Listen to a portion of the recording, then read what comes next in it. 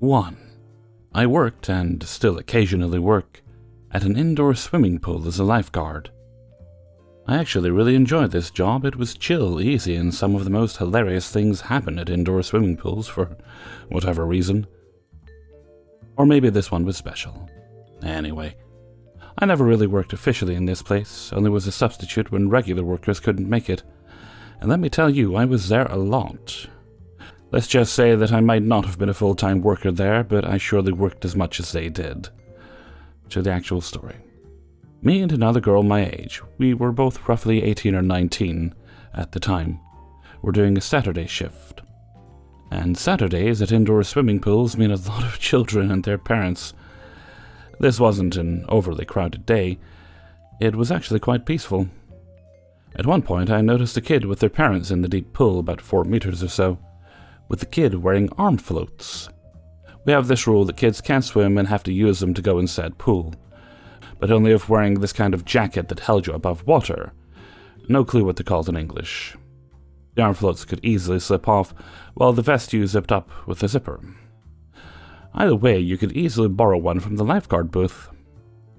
The rule wasn't exactly written clearly anywhere, so it wasn't unusual that parents missed it. I walked over to them to inform them of this. The conversation went roughly as followed. Hey, I noticed your kid is wearing only one pair of arm floats, and you actually can't do that in this pool. But you can easily borrow one of these floaty jackets that they can wear while using this pool. They're way safer that way. I'd be happy to go get you one, or else you gotta change to another pool. Oh, but we are watching them, said the dad. I understand that, but it's a safety rule, and I can't make exceptions. Now, there was some going back and forth between me and the guy, who was like 40, about this rule, until eventually he got really pissed off that I kept bothering them. I would have gladly asked the guy who did he think would have to bring his kid's lifeless body from the bottom of the pool in case of an accident. Sadly, the kid was right there, and I figured that hearing some curses from the dad was bad enough. Eventually, the man got up from the pool, he was very hostile, and asked for one of those fucking dumb vests.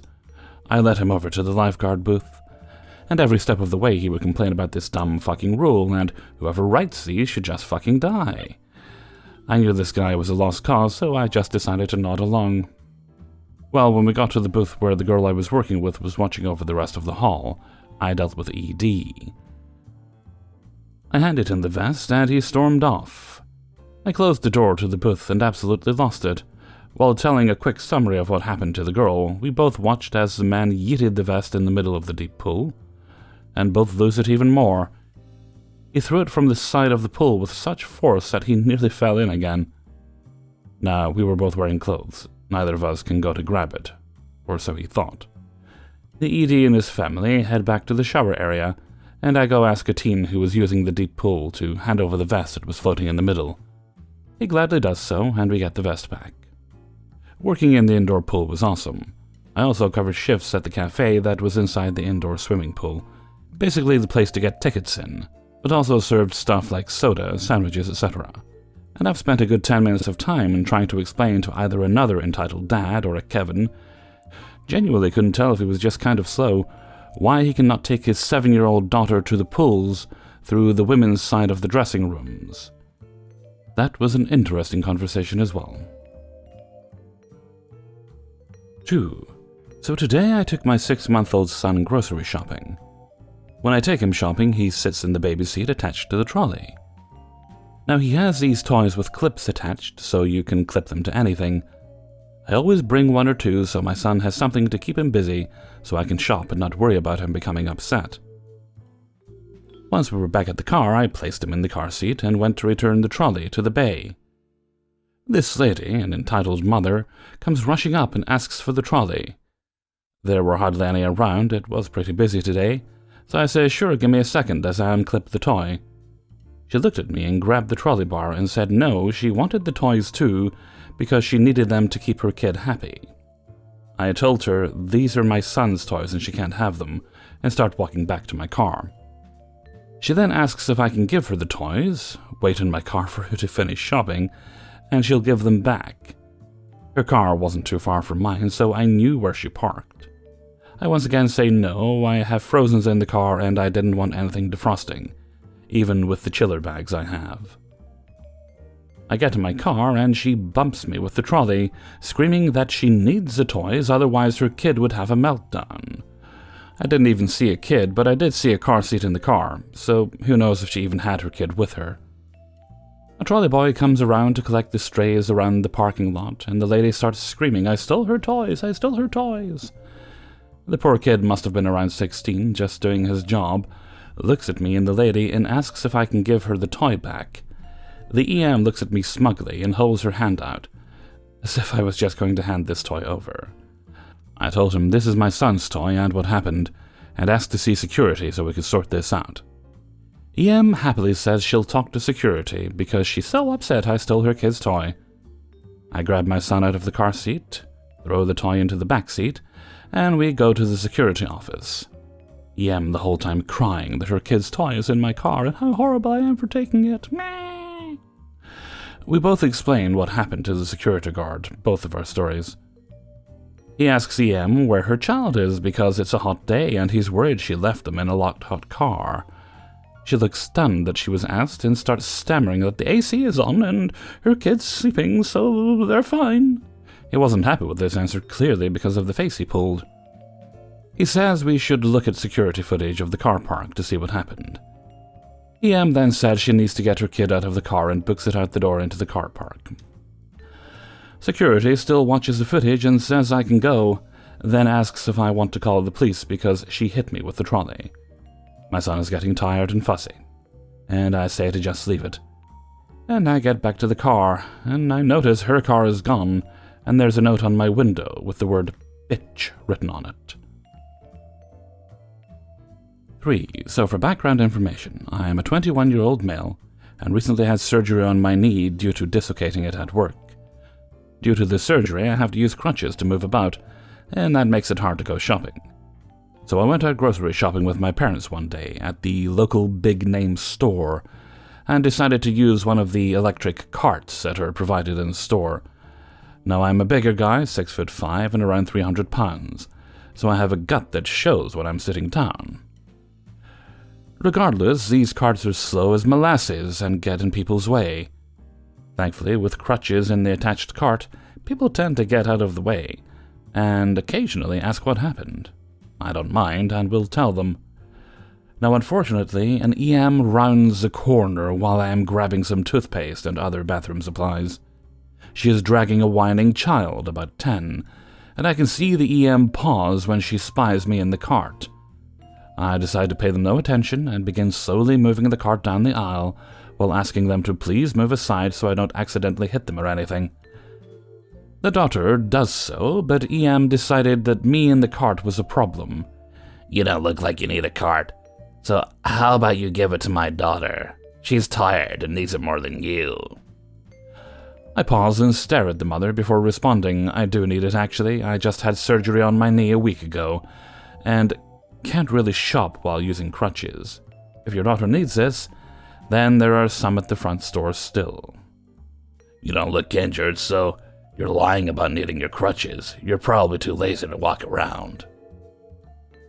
She then attempts to move me off the machine via force. It didn't work, as I'm a tad stronger than her, and also sitting down. Please don't touch me. If your daughter needs somewhere to sit down, there are also benches scattered throughout the store that she can use. No, you're gonna get off your lazy ass and give me that car right now, she says, practically yelling at this point. Her daughter, by the way, has wandered off down the aisle and is touching random stuff.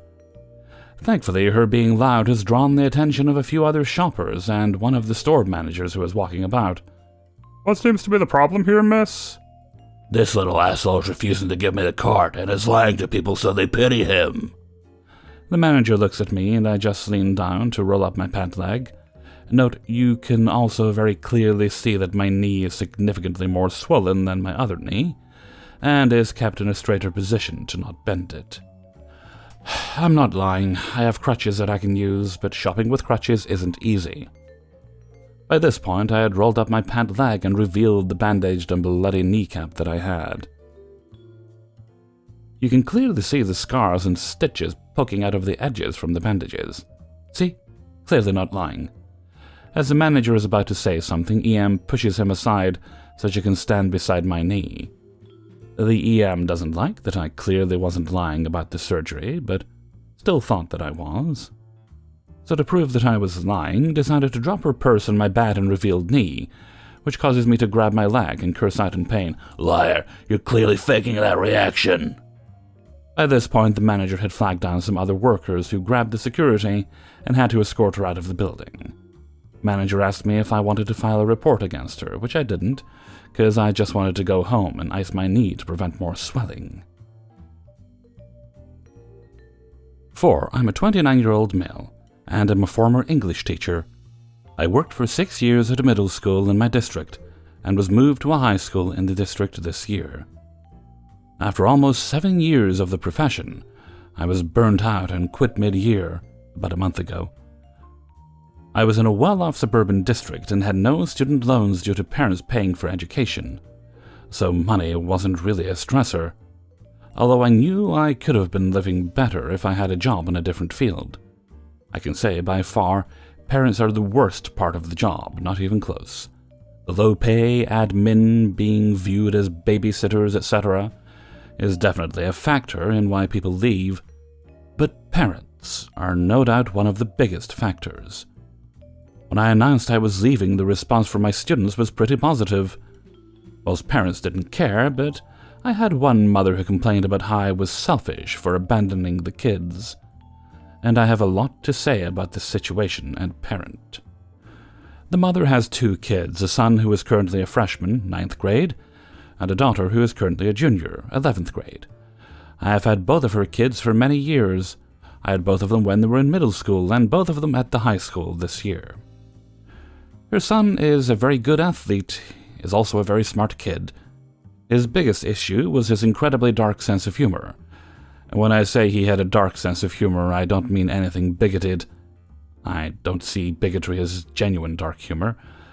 This kid had genuine dark humor, but often he'd take his jokes too far when reading certain books. I can't say he's a terrible person, because he's not, but he could be a bit careless and full of himself. His group of friends could be a bit much at times, but the boys were generally tolerable. He is also a very progressive kid politically. The area I teach in is extremely conservative. He once made a joke about military wives cheating on their husbands, and I got multiple emails telling me I should have given him a spanking, and this is why we need corporal punishment back in schools. He wasn't a menace, but he was far from the best-behaved kid. He said he wanted to be either a physical therapist or a sports lawyer. I have no doubt he'll be capable of the work needed to do those jobs. Her daughter was much worse. Her and her boyfriend were easily some of the worst people I have ever met in my 29 years so far. The girl got pregnant with their son very early into freshman year, and when I heard she was pregnant, I already knew it wasn't going to end well. The baby was born about 2 weeks before her freshman year ended. So this was a few months into the pandemic. I was having a conversation with the boy at the end of last year. At the point, he's in 8th grade, and she's in 10th. I was still in the middle school, so I hadn't seen her in a few years. The boy admitted he spends more time with his nephew than his sister or her boyfriend. You know, the actual parents of the child. He said the parents of both his sister and her boyfriend basically raised the child. When I saw them this year, it was clear that he cares more about his nephew than they did about their child. The girl is pregnant with their 2nd child. I can only assume they won't be raising him either. The girl and her boyfriend are massive bullies and have always been. They use slurs constantly. The racism and homophobia in my district is bad. But these two were always some of my worst offenders. As students, her son has straight A's but is a bit lazy. He always did his work, but he would half-ass it from time to time. Her daughter and her daughter's boyfriend would spend the whole time disrespecting teachers. I was told to shut up. Constant disrespect had never ended. They were incredibly rude to their teachers. They just copied work off friends. They did not try to actually learn. I announced to my class I was leaving about 2 weeks before I left my position. As I said previously, most of the responses from the kids were supportive. Most from parents were neutral. I had a few negative responses from parents, but none were as vocal as this mother. She is the type of mother who is very vocal at school board meetings, on everything from playgrounds to the budget to talking about the latest controversy and more. She was a vocal leader of the anti-mask and anti-CRT movements in our community, and most recently, movements to ban books and LGBT+ content in schools. She spoke out against her own son when he made jokes about the military and jokes that were seen as unpatriotic. She was the walking stereotype of a right-wing religious white mom. Her and her husband, as well as most of the kids in the community, are extremely well off. When she found out I was leaving, she made a Facebook post in the local moms group complaining about my resignation. Her post read as follows: "Educators these days are so ungrateful and disrespectful. The new generation of kids are brats who never had to deal with the real world. Mr. Vidinphone is a coward for resigning when our kids need him the most. I can't say I'll miss him much, as he was part of the coordinated harassment of my daughter and her boyfriend. However, his resignation shows how millennials are once again contributing nothing to society but being mooches on the system. Teachers need to learn who pays their salaries. This man is nothing but an ungrateful twat who is abandoning our kids because of his sensitivity. We need to bring back discipline so we don't have adults who are ungrateful shits who decide to leave when our kids need it the most." 5. This story is from the summer of 2021. I, a 23-year-old male, work at an outdoor summer camp. Students stay here for most of the summer. We have cabins and do outdoor activities, but we also have artsy stuff and other indoor activities for the less sporty kids. Or if a kid just doesn't want to participate in a certain event, they can do stuff like trivia and making bracelets. We often have siblings. One set of siblings we had this year was a 13-year-old boy and his 14-year-old sister. The boy was very energetic, very sporty, and while he was a lot to handle, he was extremely kind. He did all of the outdoor activities, and for the summer camp newspaper, was one of the boys who wrote in the sports section. He had a few friends from school there as well. They were also the type of kids to cause trouble, but never in a mean-spirited way. Just very energetic kids with a lack of common sense. But they cared deeply about everyone around them. His sister had a polar opposite personality. She hated sports, was constantly doing the indoor activities, which is fine. I liked them a lot as a kid, and generally hated any of the antics and jokes her brother and his friends played, even though they never affected her directly. And the people whom it did weren't actually hurt by them. She was also incredibly mean and a bully. She was also the type of kid who was great at pulling on the facade of being the sweetest, best-behaved child compared to her troublemaker brother. Our camp is generally pretty laid back. The man who started it and runs it is an old man, but extremely forward-thinking. He's not the type to really believe in punitive punishment, and we have a few counselors trained in working with children, especially in restorative practices. He is one of the best guys I've ever met. I started going to the camp when I was around 10. The only student I personally remember getting kicked out was this one boy who was a bully, kicked other kids, called names, etc. This is when we were 13. His policy allows kids to come back the next year if kicked out. The boy had shitty, emotionally abusive parents, and after a legal battle, sometime between those summers, his grandparents got custody of him. He came back a much better person and is currently someone who I talk to about once a month. He's doing great and is in law school. The girl was easily one of the meanest people I have ever met, and it's hard to believe her and her brother are siblings. She got in trouble for the first time a few days into the camp. She was being mean to an incredibly smart autistic boy. The boy loves science and was talking to her about science he finds interesting. She was calling him a nerd and a loser. The boy came up to us after he was done talking to her and reported it. The girl was also smart and calculated. She thought she could get away with it because the boy was autistic and knew he'd be less likely to report. One of her brother's friends from school basically told me that she was extremely good at manipulating teachers and got away with bullying frequently because of it. He also said she absolutely loathed her brother and saw him as stupid and annoying. A few days later, the girl was in trouble again, this time for bullying her brother and his friends for their platonic intimacy. They told each other they loved each other, cuddled, and even kissed. The boys have such a close bond. There were only a few times I did see them together. She was going around calling them gay and the F slur to different kids. She then was gossiping about them with a boy she didn't know was gay. He reported it. There were a few other instances, including mocking a boy who was 14 and just became a teen dad, talking about how he missed his son. But the final straw was when she was mocking her brother for having a crush on a girl who happened to be trans. She definitely was cis-passing if she needed to be, but her camp has always been very accepting of LGBT+ people, and she chose to be openly trans. It was obvious that he had a crush on her when I was overlooking them at dinner, and he invited her to their table and was blushing when talking to her. I was managing the cabin where these boys slept, so I overheard them telling him he needs to make a move and ask her out. He did, and she agreed to go on a date with him. His sister was again calling him gay for this and was being transphobic. She refused to apologize and doubled down. We called her parents, and the exchange picking her up went like this. "Why are you kicking my kids out?" "As we explained in our phone call, your daughter has been bullying other children and has been causing trouble. Your son is more than welcome to stay." "She wouldn't do that. I think you're confusing her with my son. Little shit always causes trouble." "I will get some of the counselors if you need proof, but it was your daughter. She was bullying her brother and friends for their friendship and calling them homophobic names.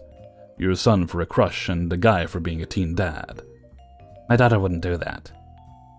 One of her best friends is a gay guy, and maybe that guy shouldn't have been sleeping around." "One of your son's friends has said she calls him stupid and annoying. She was ruthlessly mean to your son." "Did she lie?